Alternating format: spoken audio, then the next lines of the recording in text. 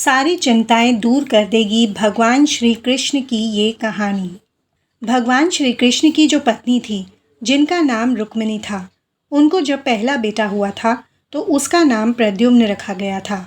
और प्रद्युम्न के जन्म के 10 दिन पश्चात ही प्रद्युम्न का अपहरण हो गया था। प्रद्युम्न के अपहरण के कारण रुक्मिणी नाराज और उदास रहने लगी कि क्या हो गया है। भगवान श्री कृष्ण रुक्मिणी जी से कहते थे कि चिंता मत करो, क्योंकि प्रद्युम्न जहाँ पर भी होगा वहीं पर ठीक होगा।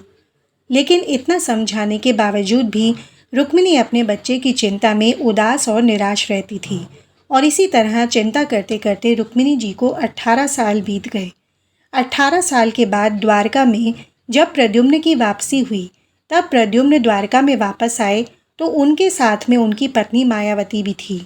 अब समस्या ये थी कि मायावती की उम्र प्रद्युम्न से 20 साल बड़ी थी। वहाँ रुक्मिणी पहले तो खुश हुई कि बच्चा वापस आ गया, और फिर से दुखी हो गई क्योंकि इतनी बड़ी लड़की से शादी की। इसलिए रुक्मिणी फिर से भगवान श्री कृष्ण से जाकर कहने लगी कि ये क्या हो गया। फिर भगवान श्री कृष्ण ने माँ रुक्मिणी जी से कहा कि जो हो गया है उसको स्वीकार कर लो और आगे बढ़ो और चिंता मत करो। लेकिन माँ रुक्मिणी ये कह रही थी कि बड़ी लड़की से शादी क्यों कर ली, यही लड़की मिली थी क्या, और इस बात को स्वीकार नहीं कर पा रही थी। इसके कारण 9 साल तक माँ रुक्मिणी जी दुखी और निराश रहीं। और 9 साल के बाद रुक्मिणी जी ने ये स्वीकार कर लिया कि प्रद्युम्न ने जो ये शादी करी थी वह ठीक है और इसके लिए ज़्यादा चिंता करने की ज़रूरत नहीं है, और उस शादी को उन्होंने स्वीकार कर लिया।